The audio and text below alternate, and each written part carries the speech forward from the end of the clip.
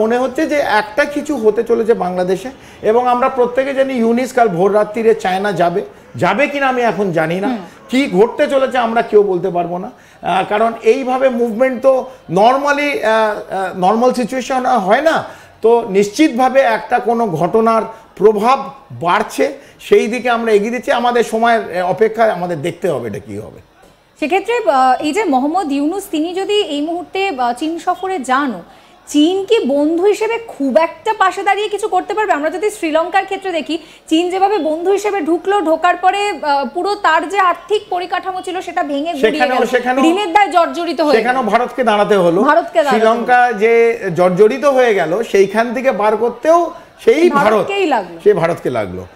একইভাবে আজকে যেতে পারে প্রায় 50 বছর পর কোনো বাংলাদেশের প্রধানমন্ত্রী, মানে প্রধানমন্ত্রী তো না, আমি ভুল, অন্তর্বর্তী সরকারের যে হেড তিনি চায়নায় যাচ্ছেন। কতটা কি হবে আমার মনে হয় না।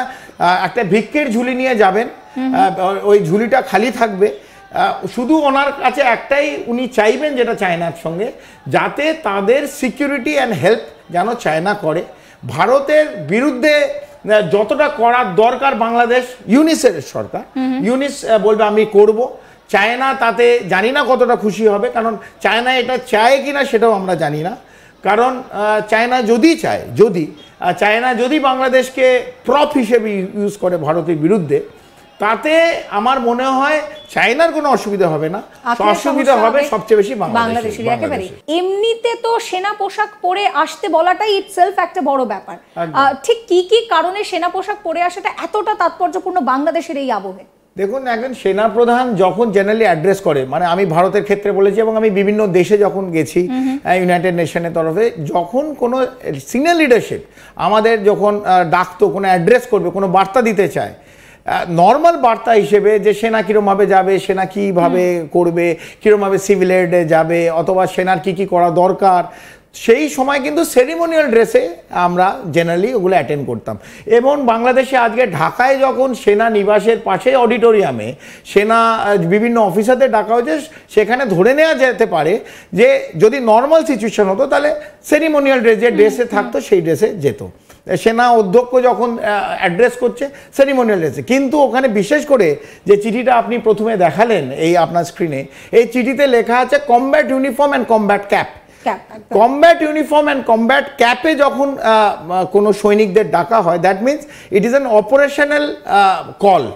অপারেশনাল কল মানে হচ্ছে যখন তুমি কমব্যাটে যাচ্ছ, you will be in the ফিল্ডে হলে then you are deployed for an operational role. আমরা জানি না যে বাংলাদেশে কালকে অথবা আজকে অথবা মধ্যরাতে কি হতে চলেছে, তবে এই যে বলেছে কমব্যাট ইউনিফর্মে সেনা অধ্যক্ষ যখন বার্তা দেবে সবাইকে, including the generals, they should come in combat. So it is generally clear যে এই বার্তাটা ক্লিয়ার যে এদের কোনো অপারেশনাল ইনফরমেশন দেওয়া হবে অথবা অপারেশনাল বার্তা দেওয়া হবে।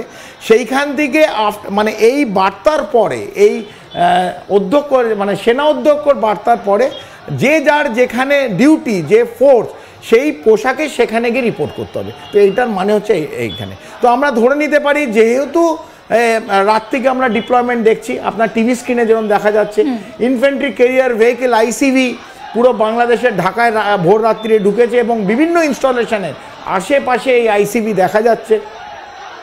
এবং যতগুলো ক্যান্টনমেন্ট আছে সবাইকে বলেছে কালকে এই চিঠির মাধ্যমে যে আপনাদের সবাই তো আর ঢাকায় আসতে পারবে না, নিজের ডিস্ট্রিক্টে যেসব ক্যান্টনমেন্ট আছে টু বি অন অ্যালার্ট। আর চিফ যখন অ্যাড্রেস করবে, ওদের আর্মি চিফ যখন অ্যাড্রেস করবে, it will be through signal communication, এটা ভিডিও কনফারেন্সিংয়ে হবে, সবাই দেখতে পারবে। বার্তাটা পুরো বাংলাদেশের যা আর্মি, গুরুত্বপূর্ণ বিষয় যে এই যে মিটিংটা সেখানে কিন্তু পরিষ্কার বলা হয়েছে যে ভার্চুয়ালিও জয়েন করতে হবে, ফিজিক্যালিও আসতে হবে, ভার্চুয়ালিও আসতে হবে। যেসব ক্যান্টনমেন্ট আছে তো যে সবাই তো আসতে পারবে না, ভার্চুয়ালি কিন্তু সব জায়গায়। মানে কতটা ইম্পর্টেন্ট হলে ভার্চুয়ালিও কানেক্ট করার কথা বলা হচ্ছে। It's an extremely important. নালে এই রাত্রিরে ইম্পর্টেন্ট বলে তো রাত্রিরে 12:30টায় সমস্ত প্রথমে ইম্পর্টেন্ট যারা আর্মি হেডকোয়ার্টার আছে, বাংলাদেশ আর্মি হেডকোয়ার্টারে 5 জন লেফটেন্যান্ট জেনারেল, 8 জন major general, independent brigade commander, independent division commander, তাদের সবাইকে রাত্রিরে ডেকেছে। 12:30 থেকে 1.5 ঘন্টায় মিটিং হয়েছে, তারপর রাষ্ট্রপতির সঙ্গে বৈঠক।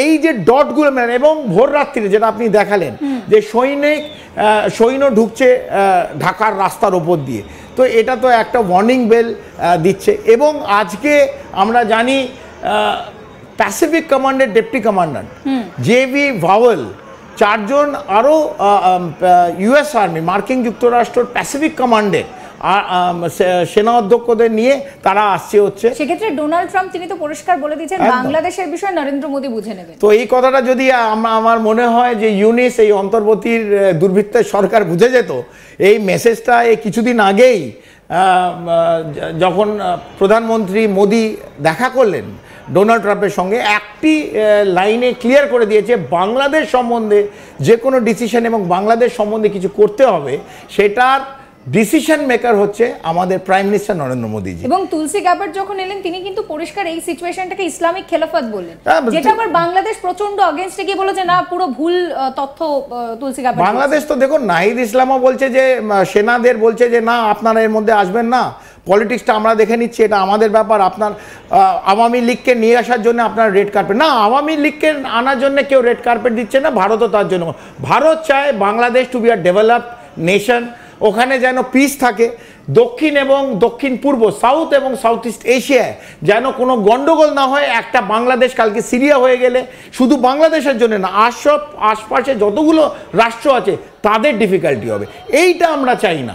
আমরা চাই না যে বাংলাদেশে আওয়ামী লীগ আসবে কি বিএনপি আসবে কি নতুন কোনো, আমাদের সেদিকে কোনো, আপনার রাষ্ট্র, আপনাদের 18 কোটি মানুষ যাকে ভোট দিয়ে আনবেন আপনারা ভালো সুস্থ মতো, কিন্তু ডেমোক্রেটিক ওয়েতে আসুন, নট অন্তর্বর্তী সরকার এই মৌলবাদী শক্তিগুলো আইএসআইকে নিয়ে আসছেন, ভারতের বিভিন্ন জায়গায় আপনার আঘাত করার প্ল্যান করছেন, আপনি জাহাজ নিয়ে আসছেন 73 বছর পর চট্টগ্রামে, যেখানে কোনো চেকিং ছাড়া এই বিভিন্ন আইডি ইম্প্রোভাইজ এক্সপ্লোসিভ ডিভাইস, তার যা রিসোর্সেস সেগুলো আপনি নিয়ে এসে যে রোহিঙ্গা ক্যাম্পে তাদের ট্রেনিং দিচ্ছেন, ব্যাচ ব্যাচ রোহিঙ্গাদের কোনোটা পাঠাচ্ছেন পাকিস্তান, কোনোটা পাঠাচ্ছেন চায়না, তাদের ট্রেনিং দেবেন, তাদের একটা মূল উদ্দেশ্য কি ভারতকে আঘাত করা। তো আমরা বসে বসে তো এগুলো দেখতে পাই না, আমরা তো এগুলো নজর রাখছি, আমাদের এজেন্সি নজর রাখছে, আমাদের স্যাটেলাইট আপনাদের ওপর নজর রাখছে।